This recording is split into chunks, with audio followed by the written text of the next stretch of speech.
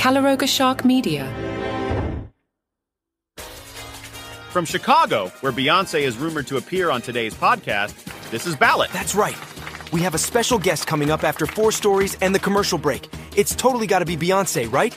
Keep listening because you never know when Beyonce is going to show up. Okay, let's hit this. I don't know about you, but I am so annoyed by the rock tease that was the Beyonce rumor that I went out and bought 10,000 Trump bumper stickers this morning. Heading into the final night of the 2024 Democratic National Convention, the rumor mill was in overdrive, with whispers of high-profile, unannounced musical guests. Wednesday had already seen Stevie Wonder and John Legend. So naturally, expectations were through the roof. People were practically refreshing Twitter every 5 seconds, half expecting Beyonce to descend from the rafters like some kind of political fairy godmother.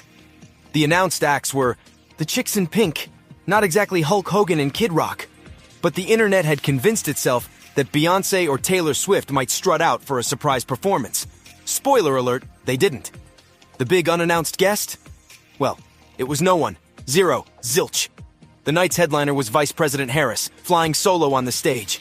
Maybe that was the point all along. But let's be real. The absence of Queen Bey left some attendees feeling like they'd unwrapped a Christmas gift only to find socks.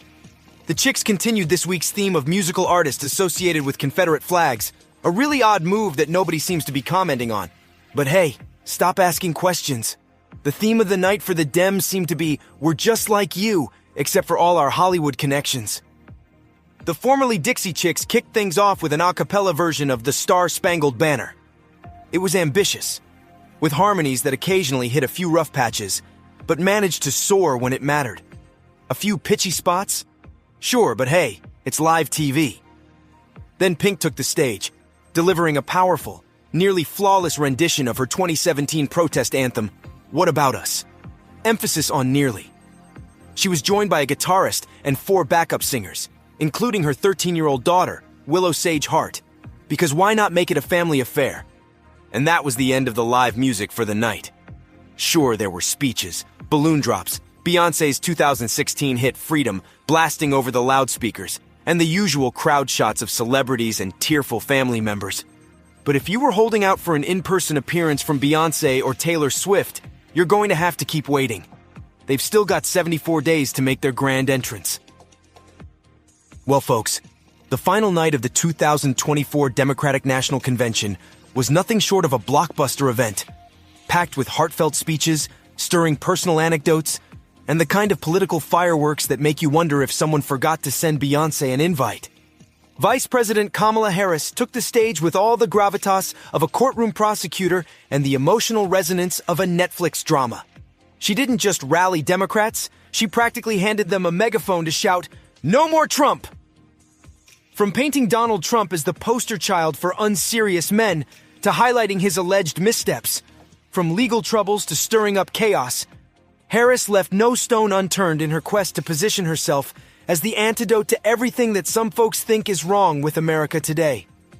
With the cadence of someone who's rehearsed every line in front of a mirror, Harris dove into themes of patriotism and freedom, all while reminding everyone that her vision is a return to pre-Trump normalcy. And let's not forget the family moments. Her grandnieces, Amara and Leela, took the stage to teach everyone how to pronounce Kamala. Some found it adorable, educational, and just the right touch of family-friendly charm to balance out the political heavy lifting. Others like me were screaming, "Where the hell is Beyonce?" Of course, amidst all the emotional appeals and policy positions, there was the ever-present shadow of Beyonce. Speculation ran rampant all week, with many Democrats daydreaming about an impromptu performance of freedom. But alas, Beyonce's team gracefully bowed out, leaving fans to console themselves with the fact that, hey, at least the Chicks in Pink delivered solid performances, even if they didn't bring the superstar sparkle some were hoping for, and stop asking questions about the Confederate flag. In the end, Harris capped off an extraordinary month by casting Trump as the antithesis of American values and presenting herself as the beacon of hope and stability. As Democrats gear up for the November 5th showdown, they can take heart knowing their nominee has delivered a convention filled with passion, purpose, and just the right amount of personal touch to keep the momentum rolling. So, while Beyonce might not have graced the stage, Vice President Harris certainly made sure the Democratic message was loud, clear, and heartfelt. Now, all that's left is to see if this blend of policy, personal stories, and emotional appeals can sway the undecided voters when it counts.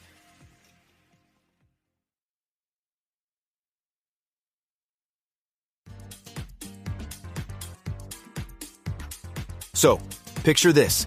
Kamala Harris just finished ripping into Donald Trump, calling him out for everything short of causing global warming and messing up her Starbucks order. Naturally, Trump's response was to do what any of us would in that situation: call up Fox News for an impromptu therapy session. Fox News, never one to miss a ratings spike, immediately patched him through to their live convention coverage. What followed was a 10-minute Trump monologue that felt like it had no beginning, no middle, and certainly no end. Brett Baier and Martha MacCallum, the unfortunate hosts, tried to get a word in edgewise, but it was like trying to interrupt a runaway train. "Mr. President, let me interrupt," Baier pleaded, but Trump was having none of it. He just kept chugging along, full steam ahead. Before the call, Trump had already taken to his social media platform, Truth Social, to offer real-time commentary on Harris's speech. Now, when I say commentary, I mean more of a keyboard smash that somehow formed words. Among the gems was a shout of, "Where's Hunter?" right as Harris took the stage, because apparently no Democratic event is complete without a Hunter Biden reference. Trump even managed to work in a dig at Governor Tim Walz, correcting Harris by pointing out that Walz was an assistant football coach, not a head coach. Riveting stuff. When Fox News finally got him on the line, Trump was ready with a scattergun of complaints. He ranted that Harris hadn't done anything as VP, no China, no fracking, no crime talk, and yet somehow managed to admire the nice-looking room at the convention. Hey, even Trump can appreciate good interior design, I guess. Martha MacCallum tried to keep things grounded by noting that Harris was making headway with women, Hispanic, and black voters. Trump predictably wasn't having it. "She's not having success, I'm having success," he insisted. He even took a swipe at MacCallum herself, saying, "It's only in your eyes that they have that, Martha." All the while, a beeping noise kept interrupting the call. Turns out Trump was accidentally hitting buttons on his phone, like a grandpa trying to figure out FaceTime. And just when it seemed like the call would never end, Baier mercifully cut Trump off mid-sentence, thanking him for his time with the kind of tone you use to shoo a raccoon off your porch. Fox then quickly switched to Gutfeld, where host Greg Gutfeld, clearly still processing what had just happened, assured the audience that none of this was his fault. "He's still talking, by the way," Gutfeld quipped, summing up the whole bizarre episode perfectly. Fox isn't the only one annoyed at Trump. I was hoping to have several beverages this afternoon after a long week, but now I have to cover this RFK nonsense and head to Arizona. Hey, maybe Beyonce will show up? Portions of today's show were made with the help of AI, especially the Beyonce part.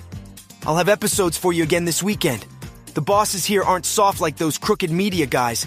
I'd be able to tell John, and Tommy I need a 12-hour nap and another raise. At this company, my boss texted back, "Suck it up, you signed up for this." Thanks, guys.